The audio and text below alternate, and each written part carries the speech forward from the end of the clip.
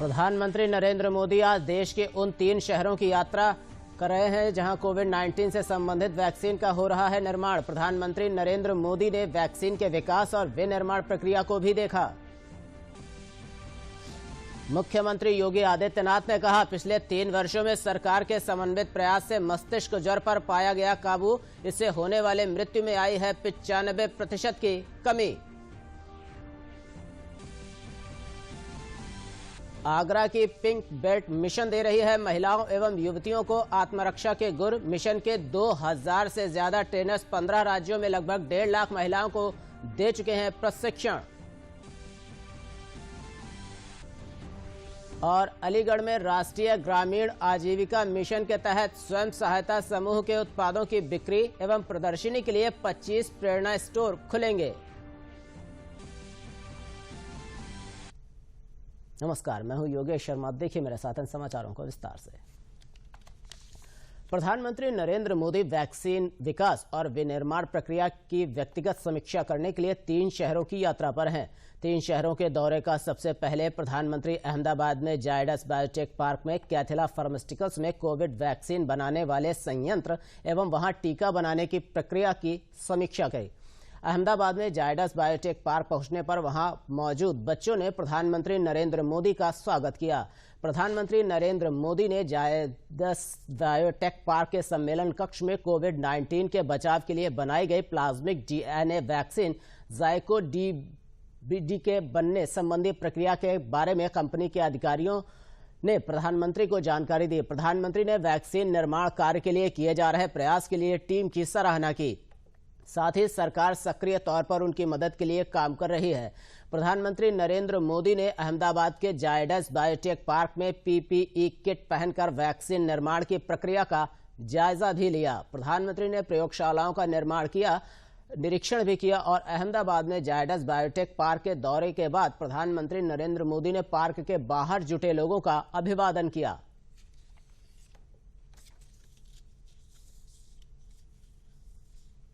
प्रधानमंत्री नरेंद्र मोदी ने अहमदाबाद के बाद हैदराबाद के भारत बायोटेक संस्थान का दौरा किया। बायोटेक द्वारा विकसित की जा रही वैक्सीन के बारे में वैज्ञानिकों से जानकारी हासिल की। बायोटेक ICMR के साथ मिलकर भारत बायोटेक को वैक्सीन विकसित कर रहा है।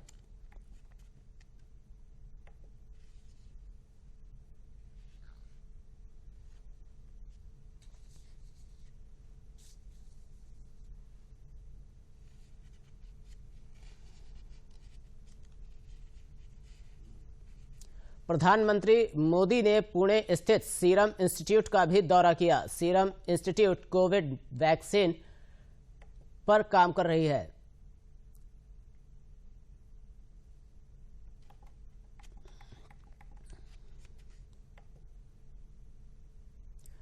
मुख्यमंत्री योगी आदित्यनाथ ने कहा है कि जब हम जल की बात करते हैं तो हमें पिछले 6 वर्षों के दौरान प्रधानमंत्री नरेंद्र मोदी के नेतृत्व में देश के अंदर जिस प्रकार के कार्यक्रम प्रारंभ हुए, उनमें नमामि गंगे परियोजना देश की पवित्र नदियों की अविरलता निर्मलता को बनाए रखने वाली है। मुख्यमंत्री लखनऊ में एक अखबार द्वारा आयोजित जन सम्मेलन के कार्यक्रम को संबोधित कर रहे थे। इस अवसर पर मुख्यमंत्री ने जल की स्वच्छता का हमारे जीवन में क्या महत्व है, इसको रेखांकित करते हुए प्रदेश के 38 जिले मस्तिष्क ज्वर से बुरी तरह से प्रभावित थे। प्रतिवर्ष 1200 से 1500 बच्चे इस बीमारी से काल के ग्रास में समा जाते थे। पिछले 3 वर्षों में हमने शौचालय, स्वच्छ पेयजल लोगों तक पहुंचाया और लोगों को इसके बारे में जागरूक किया और हमने इस बीमारी पर काबू पा लिया है। दिमागी बुखार, मस्तिष्क ज्वर पर नियंत्रण करने का।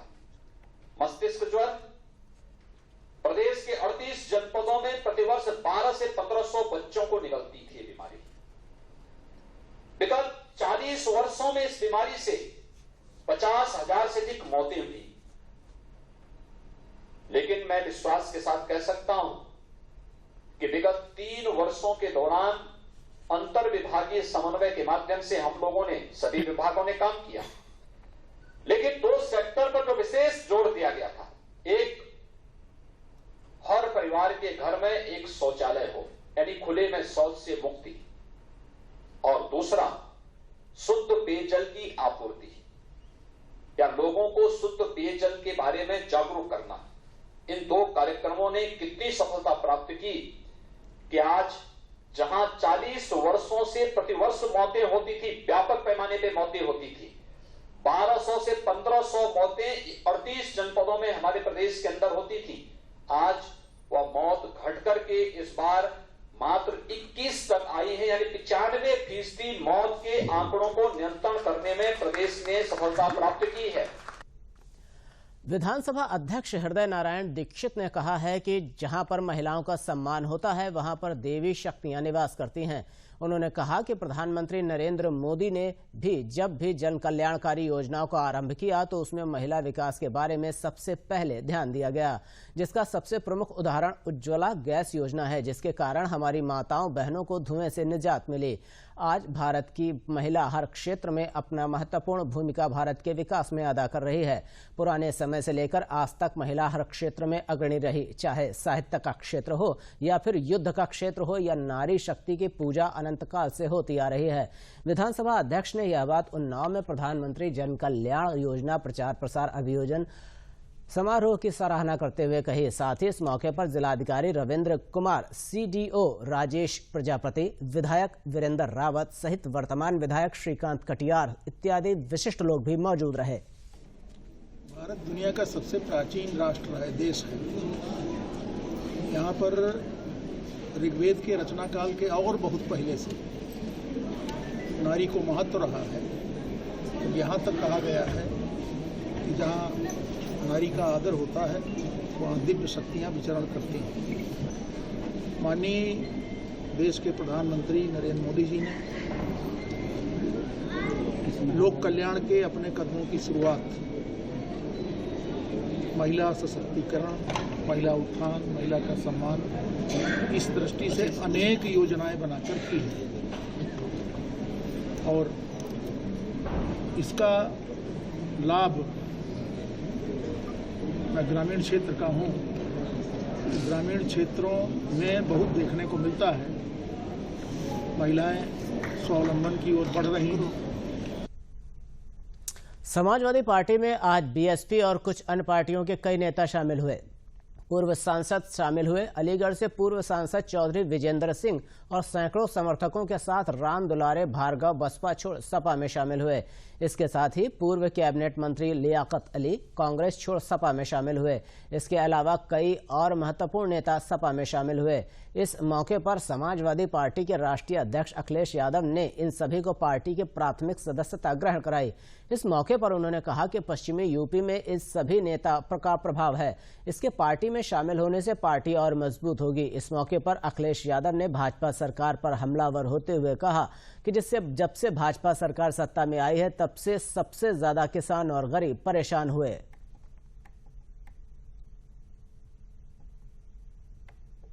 मुझे खुशी है इस बात की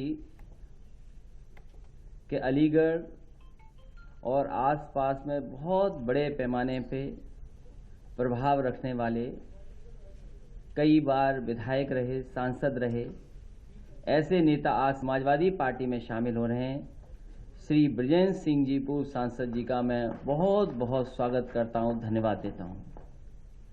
साथ ही एक चौधरी लियाकत अली साहब हैं जो पूर्व में कैबिनेट मिनिस्टर का दर्जा मिला रहा सहारनपुर के, मैं उनका स्वागत करता हूं।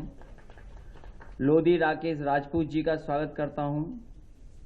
राम दुलारे भार्गव और उनके साथ बड़ी संख्या में जो साथी आए हैं, जिम्मेदार कार्यकर्ता नेता, पूर्व ब्लॉक प्रमुख रहे हैं सिदौली के, मैं उनका और उनके साथ जितने भी सहयोगी साथी हैं उनका भी बहुत बहुत समाजवादी पार्टी में स्वागत करता हूं।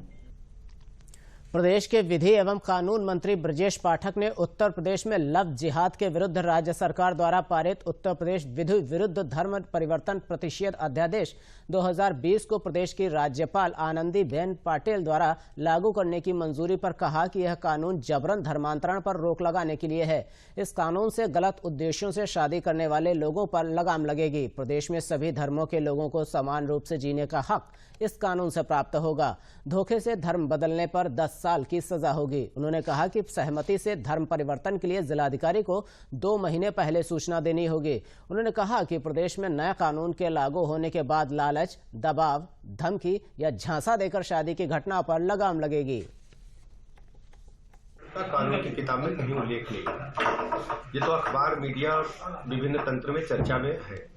एक्चुअल में जबरन धर्मांतरण पर रोक लगाने के लिए ये कानून बनाए गए हैं और इससे हमारी जो बेटियां हैं, जो बहनें हैं, उनको बहला फुसला करके, प्रलोभन दे करके जो लोग शादी करके और गलत नाम से शादी करके, मतलब अपने धर्म नहीं बताते थे, नाम भी बदल देते तो शादी करके अधर्म में छोड़ देते थे, ऐसे लोगों को रोकने के लिए, दंडित करने के लिए कानून बनाया गया। अपर मुख्य सचिव स्वास्थ्य अमित मोहन प्रसाद ने प्रेस वार्ता में बताया कि प्रदेश में पिछले 24 घंटों में कोरोना संक्रमण के 2170 नए मामले आए हैं और पिछले 24 घंटों में ही 2527 कोरोना संक्रमित मरीज उपचार के बाद पूरी तरह से ठीक होकर डिस्चार्ज किए गए हैं। अब तक प्रदेश में कोरोना संक्रमण से 5,06,938 मरीज उपचार के बाद स्वस्थ होकर डिस्चार्ज किए जा चुके हैं, जिसके बाद प्रदेश में रिकवरी दर बढ़कर 94% हो गई है। उन्होंने कहा कि प्रदेश में अब तक कोरोना संक्रमण मरीजों में से 7,718 मरीजों की मृत्यु हो चुकी है। विगत 24 घंटों में संक्रमण के 2170 मामले सामने आए हैं। इसी अवधि में उपचारित होकर डिस्चार्ज होने वालों की संख्या 2,527 है।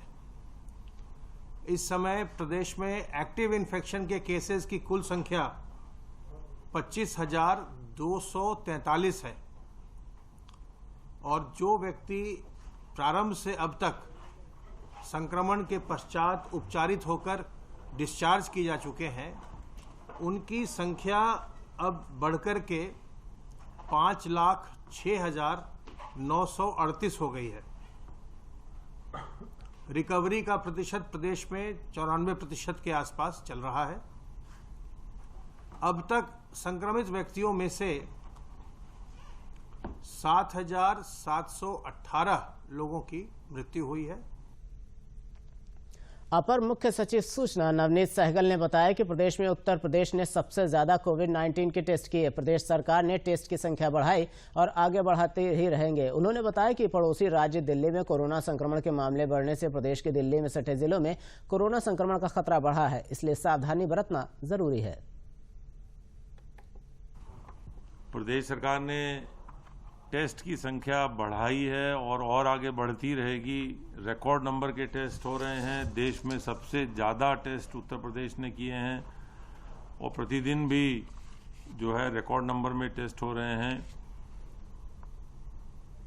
टेस्ट करके समय से मरीजों को चिन्हित करके उनका इलाज करके जानें बचाई जा रही हैं, लेकिन सावधानी रखना सबसे आवश्यक है।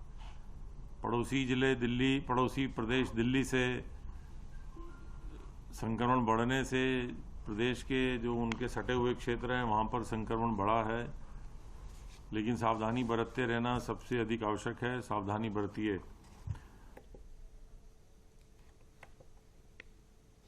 आइए अब एक जरूरी संदेश देखते हैं। फिट इंडिया पीएम संदेश।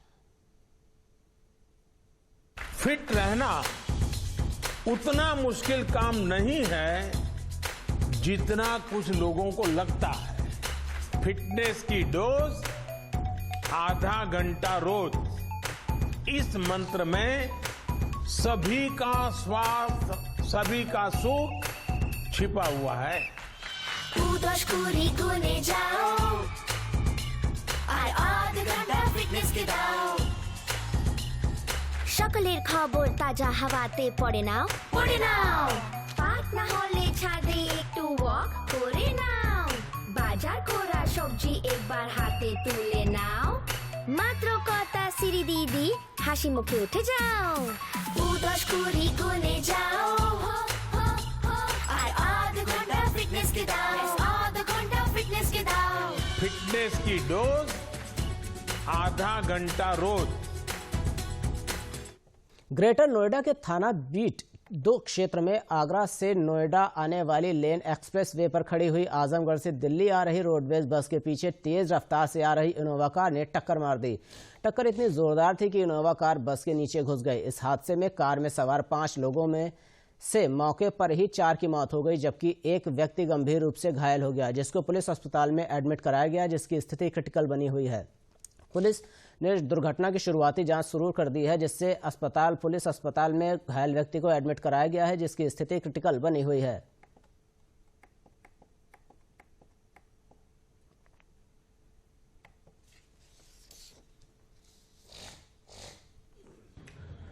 आज बीटा-2 थाना अंतर्गत 0 पॉइंट से 1.5 किलोमीटर पहले एक रोडवेज बस में पीछे से इनोवा कार ने टक्कर मार दी, जिससे उसमें बैठे 4 लोगों की मृत्यु हो गई। उनको तत्काल पुलिस द्वारा अस्पताल ले गया गया, जहां डॉक्टरों ने 4 लोगों को मृत घोषित कर दिया।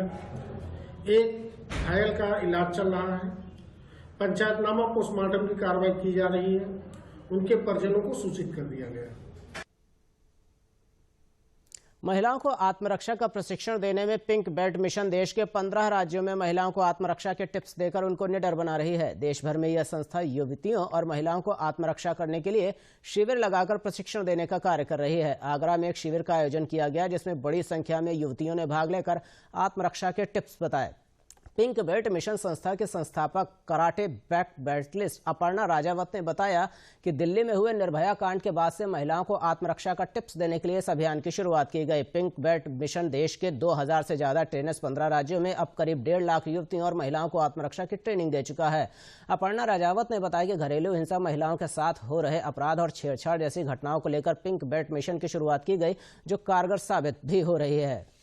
आज की वायलेंस जितनी भी होती हैं उसके अगेंस्ट वुमेन कितनी एकजुट में खड़ी हो सकती हैं, और पिंक बेल्ट मिशन क्योंकि इसी सेगमेंट में काम कर रहा है पिछले 4 सालों से, तो आज मैंने अपनी सारी पिंक बेल्टर्स जो ट्रेनर्स हैं उनको बुला के हमने एक सेल्फ डिफेंस का एक प्रशिक्षण कराया है, जिसमें मेरे साथ कुछ शू फैक्ट्री की लेबर क्लास वुमेन भी आई हैं, जिनको हम क्योंकि वो तबका है जो सबसे ज़्यादा जो डोमेस्टिक वायलेंस से पीड़ित है, तो एक मजबूती शारीरिक रूप से हर औरत के लिए आज आवश्यकता है, आज ज़रूरी है, तो आज उनको भी हमने अपनी ट्रेनर्स के साथ आत्मरक्षा का प्रशिक्षण दिया। पे मैंने पिंक बेल्ट मिशन की स्थापना की, क्योंकि जब मैं निर्भया कांड हुआ था मैं उस वक्त लंदन में थी और I was working there as an international news director, और शायद वही चीज़ थी जिसने पूरे देश को झकझोरा, मुझे भी झकझोरा, और 4 साल बाद मैं लौट के इसी चीज़ के लिए आई हूँ कि आवाज़ उठाने, और आज मैं बहुत खुश हूँ कि मेरे जैसे बहुत, क्योंकि आज मैं पूरे इंडिया से कनेक्टेड हूँ, करीबन 15 प्रदेशों में हमारा मिशन चल रहा है। जनपद अलीगढ़ में राष्ट्रीय ग्रामीण आजीविका मिशन के स्वयं सहायता समूह की महिलाओं के लिए रोजगार देने के उद्देश्य से जिले में प्रेरणा स्टोर के नाम से नगर निगम व ब्लॉक में 15 प्रेरणा आउटलेट्स खुलेंगे। इस स्टोर्स पर स्वयं सहायता समूह की महिलाएं द्वारा बनाए गए उत्पादों की बिक्री होगी, जिससे समूह की महिलाएं बहुत खुश हैं। समूह की महिलाओं ने कहा कि जिले में इन स्टोर्स द्वारा हमारे बनाए गए उत्पादों की बिक्री की जाएगी, जिससे समूह की महिलाओं की आमदनी में बढ़ोतरी होगी। वहीं डीएम का कहना है कि जिले में 12 ब्लॉक हैं। इन ब्लॉकों में स्वयं सहायता समूह की महिलाओं द्वारा विभिन्न प्रकार के सामान बनाए जा रहे हैं, जिसमें LED बल्ब, अचार, पापड़, ऑर्गेनिक सब्जी, पैंट, शर्ट, श्रृंगार के सामान, थैले आदि उत्पाद बनाए जा रहे हैं।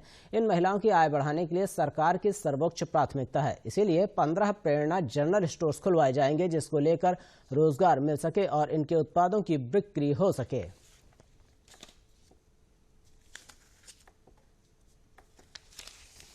मेरा नाम पूनम तोमर है। जिला अलीगढ़ के ब्लॉक लोधा के बिनूपुर गांव से हूँ। हम महिलाएं राष्ट्रीय ग्रामीण आजीविका मिशन से जुड़ के हम महिलाएं इतनी खुश हैं, जिसमें हमारी महिलाओं ने RCAT से ट्रेनिंग ली है जूट के बैग बनाने की। ये हमारा प्रोडक्ट है। इसके लिए हम डीएम साहब को धन्यवाद देना चाहेंगे कि उन्होंने अलीगढ़ जिला अलीगढ़ के शहर में बीच में हमारी महिलाओं को जो उत्पाद हैं और जो उत्पाद हैं जो बिकेंगे उनके लिए सरकारी दुकान दिलाई है। उनको मैं कोटि धन्यवाद करती हूँ। मुख्यमंत्री योगी आदित्यनाथ को भी धन्यवाद करती हूँ। मेरा नाम सोनम देवी है। मैं नगला सिंहपुर की रहने वाली हूँ। मेरी समूह जय माता दी है और मैं इसमें समूह से पैसा लेके झाड़ू का काम करती हूँ। पारसी, बरेती और पासी गाँव में भेजती हूँ। मेरी विकास समूह में स्टॉल लगी थी, उसमें और डीएम साहब की ने हमको दुकान देने की दी है। उसमें हमारा एक जगह रोजगार अच्छी तरह से चल सके। मेरा नाम सोनी शर्मा है। मेरे गांव का नाम बादवामनी है, पोस्ट बीजना, ब्लॉक लोधा, जिला अलीगढ़ है। हम जिस मिशन से जुड़े हैं उस मिशन का नाम उत्तर प्रदेश राज्य ग्रामीण आजीविका मिशन है। हम जिसमें जुड़े थे तो हमारे पास कुछ भी नहीं आता था। उसके बाद में हम समूह में जुड़े। समूह के बाद में हमने LED बल्ब बनाने की ट्रेनिंग ली। ट्रेनिंग के बाद में हमने काम चालू किया। सभी महिलाएं एक साथ मिलकर के काम करती हैं। उसके बाद में उन्होंने अपना सेल करने का स्टार्ट किया, तो इतनी गांव में रहकर के सेल नहीं हो पाती है। इसके बाद हमने विकास भवन में मेला लगा था, उसमें भी अपनी दुकान लगाई थी। उसके बाद वहाँ पर डीएम सर आए थे, उन्होंने हमारा प्रोजेक्ट देखा। प्रोजेक्ट देखने के बाद उन्होंने खुद खरीदा। अब उन्होंने ये फैसला लिया है कि महिलाओं को कुछ न कुछ रोजगार दिया जाए। उसके बाद में उन्होंने हमारे लिए पूरे अलीगढ़ जिले में 25 दुकानें अलाउ की हैं महिलाओं के लिए, कि वो हमारे समूह को उन्होंने एक दुकान दी है कि वो अपना सामान वहाँ पर सेल कर सकें। सर्वोच्च प्राथमिकता है कि जो स्वयं सहायता समूह की महिलाएं हैं, जैसे हमारे जिले में 12 ब्लॉक हैं, 12 ब्लॉक सारे एक्सटेंसिव ब्लॉक में आते हैं और हमारे यहाँ के समूह बहुत अच्छे तरीके से काम कर रहे हैं। तो इनको रोजगार देना, इनकी आय बढ़ाना ये शासन की सर्वोच्च प्राथमिकता है।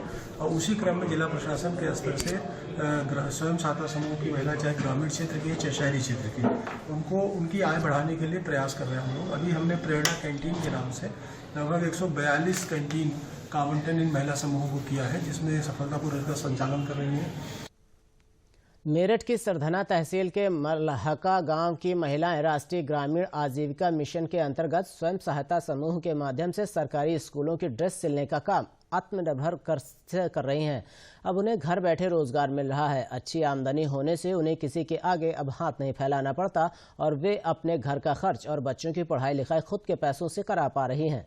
समूह बनने से पहले इन महिलाओं के हाथों में हुनर तो था, पर उसे एक मंजिल नहीं मिली। राष्ट्रीय ग्रामीण आजीविका मिशन के अंतर्गत समूह बनने से सारी महिलाएं इकट्ठा होकर स्कूल यूनिफॉर्म बनाने का काम करने लगीं, जिससे उन्हें खुद का रोजगार मिला। जिला विकास अधिकारी दिग्विजय नाथ तिवारी ने कहा कि जिले में 3000 से अधिक समूह काम कर रहे हैं। 60 समूह ऐसे चिन्हित किए गए हैं जिन्हें सिलाई का अच्छा काम आता है। उन्हें सिलाई की ट्रेनिंग दी गई, जिससे वे सिलाई का काम अच्छे से कर सकें। उन्हें बेसिक शिक्षा विभाग द्वारा बच्चों की स्कूल ड्रेस बनाने का काम दिलवाया गया, जिससे महिलाएं आत्मनिर्भर बन रही हैं।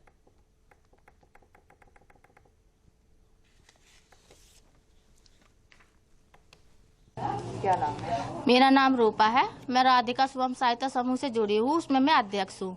और मेरे ग्राम संगठन का नाम एकता महिला ग्राम संगठन है, जिसमें समूह सखी के पद पे काम कर रही हूँ। और मैं सरकारी स्कूल की यूनिफॉर्म सिल रही हूँ, जिससे मुझे बहुत लाभ हुआ है। और मैं इसमें समूह सखी के पद पे भी काम कर रही हूँ और इसमें हमें पैसा मिलता है हमारे खाते में, समूह के खाते में आता है, जिससे हम अपना घर का खर्चा चलाते हैं। अपने बच्चों के लिए फीस में भी हमें सहायता मिलती है। इस काम के लिए हम सरकार को बहुत बहुत धन्यवाद देना चाहते हैं। मेरा नाम आरफा है, मैं महलके की रहने वाली हूँ। मेरा समूह का नाम भारत महिला स्वयं सहायता समूह है और हम सिलाई का काम करते हैं। और हमने अब समूह बनाया, उसमें यूनिफॉर्म सिलाई का काम आ रहा है, जो बच्चों की यूनिफॉर्म सीते हैं और हमें इससे लाभ मिल रहा है और हमें फ़ायदा हो रहा है। अब दूसरों का काम करते अब हमारा खुद का काम है ये, तो हमें इसमें बहुत लाभ हो रहा है। मेरा नाम रिहाना है, मैं महलके की रहने वाली हूँ और मैं सहायता समूह महिला सहायता समूह में काम करती हूँ। मेरे समूह का नाम भारत समूह है और इसमें हमें योजना मिली है यूनिफॉर्म की। हम बच्चों की यूनिफॉर्म बनाते हैं। मेरा नाम राखी है, मैं लक्ष्मी स्वयं सहायता समूह से जुड़ी हूँ और जिसमें मैं अध्यक्ष हूँ। मेरे समूह में ड्रेस लाने का काम आ रहा है सरकारी स्कूल से, उसमें हम सभी ड्रेस यूनिफॉर्म सिलते हैं और बाकी जो हैं हमारे सदस्य हैं वो उनकी पैकिंग वगैरह करते हैं सभी। और अब एक जरूरी संदेश। कोरोना से बचाव के लिए अपने हाथ नियमित धोएं और 2 गज की दूरी का भी बनाए रखें। साथ ही जब भी बाहर निकले मास्क होना जरूरी है। जेब अथवा थैले में नहीं, बल्कि इस तरह चेहरे पर अच्छी तरह से लगाएं, क्योंकि जब तक दवाई नहीं तब तक ढिलाई नहीं। नमस्कार।